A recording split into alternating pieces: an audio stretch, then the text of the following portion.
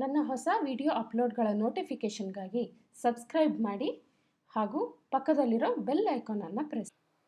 ನಮಸ್ಕಾರ, ನಾನು ಶಿಲ್ಪಾ. ಮನೆ ಪಾಕಕ್ಕೆ ಮತ್ತೊಮ್ಮೆ ಸ್ವಾಗತ. ನಮ್ಮ ಇವತ್ತಿನ ರೆಸಿಪಿ ದಾಲ್ ಫ್ರೈ ಅಥವಾ ದಾಲ್ ತಡ್ಕ.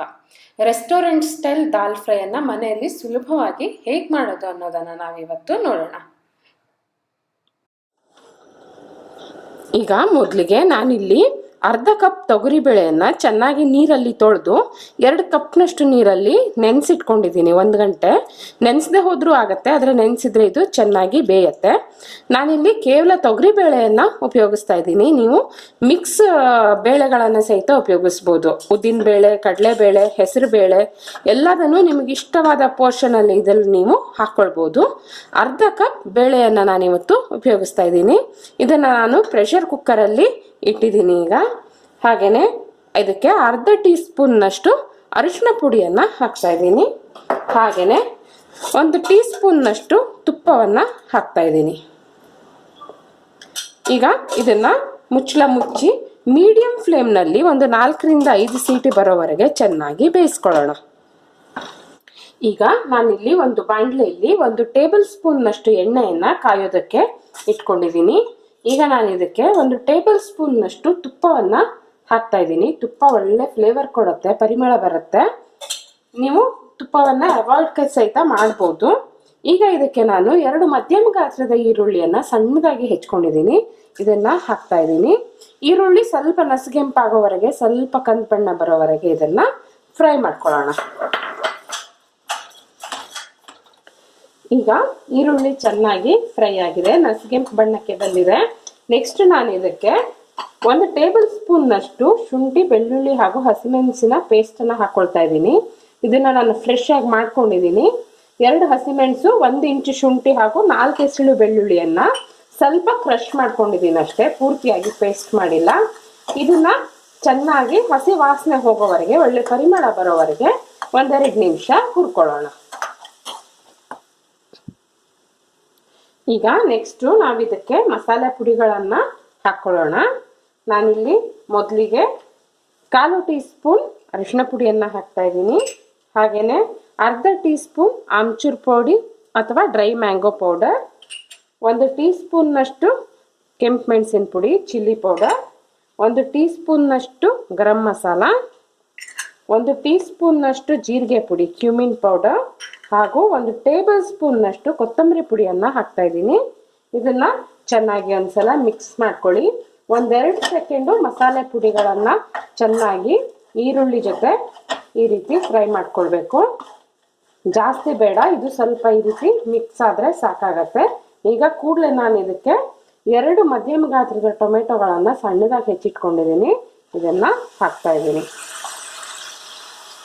ಟೊಮೆಟೊಗಳು ಬೆಂದು ಚೆನ್ನಾಗಿ ಮೆತ್ತಗಾಗೋವರೆಗೆ ಸಣ್ಣ ಉರಿಯಲ್ಲಿ ಟೊಮೆಟೊಗಳನ್ನು ಫ್ರೈ ಮಾಡ್ಕೊಳ್ಬೇಕು.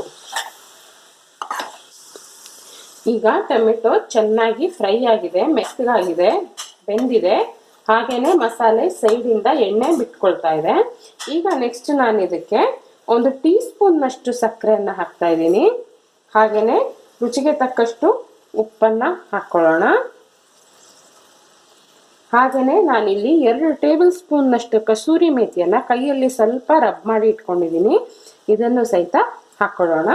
ಕಸೂರಿ ಮೇಥಿಯನ್ನು ಉಪ್ಪು ಹಾಗೂ ಸಕ್ಕರೆ ಜೊತೆಗೇನೆ 1-2 ನಿಮಿಷ ಈ ರೀತಿ ಫ್ರೈ ಮಾಡ್ಕೊಳ್ಬೇಕು. ಇದು 1-2 ಸೆಕೆಂಡು ಈ ರೀತಿ ಚೆನ್ನಾಗಿ ಮಿಕ್ಸ್ ಆದಮೇಲೆ, ಫ್ರೈ ಆದಮೇಲೆ ನೆಕ್ಸ್ಟ್ ನಾವು ಬೇಯಿಸಿಟ್ಕೊಂಡಿರೋ ಬೇಳೆಯನ್ನು ಹಾಕ್ಕೊಳ್ಳೋಣ. ನೀವು ಇದಕ್ಕೆ ಸ್ವಲ್ಪ ನೀರನ್ನು ಸಹಿತ ಹಾಕೊಳ್ಬಹುದು. ನಿಮಗೆ ಕನ್ಸಿಸ್ಟೆನ್ಸಿ ಎಷ್ಟು ಬೇಕೋ ಅಷ್ಟು ನೀರನ್ನು ನೋಡಿಕೊಂಡು ನೀವು ಹಾಕ್ಕೊಳ್ಳಿ. ಈಗ ಇದನ್ನು ಸಣ್ಣ ಉರಿಯಲ್ಲಿ 5 ರಿಂದ 10 ನಿಮಿಷ ಕುದಿಯೋದಕ್ಕೆ ಬಿಡಬೇಕು. ನಿಮ್ಗೆ ಯಾವ ಕನ್ಸಿಸ್ಟೆನ್ಸಿ, ಚಪಾತಿಗಾದರೆ ಸ್ವಲ್ಪ ದಪ್ಪ ಸಾಕಾಗತ್ತೆ, ಅನ್ನಕ್ಕಾದರೆ ಸ್ವಲ್ಪ ನೀರು ಬೇಕಾಗತ್ತೆ. ನೀವು ನೋಡಿಕೊಂಡು ನೀರನ್ನು ಹಾಕ್ಕೊಳ್ಳಿ. ಇದನ್ನು 5 ರಿಂದ 10 ನಿಮಿಷ ಕುದಿಸ್ಕೊಳ್ಳೋಣ. ಈಗ 15 ನಿಮಿಷ ಆಗಿದೆ. ಇದು ಚೆನ್ನಾಗಿ ಕುದಿ ಬಂದಿದೆ, ಎಲ್ಲ ಹೊಂದ್ಕೊಂಡು ಬಂದಿದೆ. ಈಗ ಗ್ಯಾಸನ್ನು ಸ್ವಿಚ್ ಆಫ್ ಮಾಡಿ ನಾವು ಇದನ್ನು ಸರ್ವಿಂಗ್ ಬೌಲ್ಗೆ ತೆಕ್ಕೊಳ್ಳೋಣ.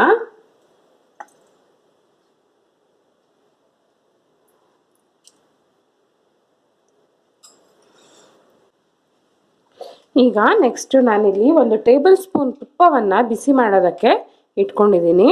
ಮೊದಲಿಗೆ ನಾನು ಇದಕ್ಕೆ 1/4 ಟೀ ಸ್ಪೂನ್ ಅಥವಾ ಒಂದು ದೊಡ್ಡ ಚಿಟಿಕೆಯಷ್ಟು ಇಂಗನ್ನು ಹಾಕ್ತಾಯಿದ್ದೀನಿ. ಇಂಗು ತುಂಬ ಮುಖ್ಯ, ಒಳ್ಳೆ ಫ್ಲೇವರ್ ಕೊಡುತ್ತೆ. ಹಾಗೆಯೇ ನಾನಿಲ್ಲಿ 1 ಟೀ ಸ್ಪೂನ್ನಷ್ಟು ಜೀರಿಗೆಯನ್ನು ಹಾಕ್ತಾಯಿದ್ದೀನಿ.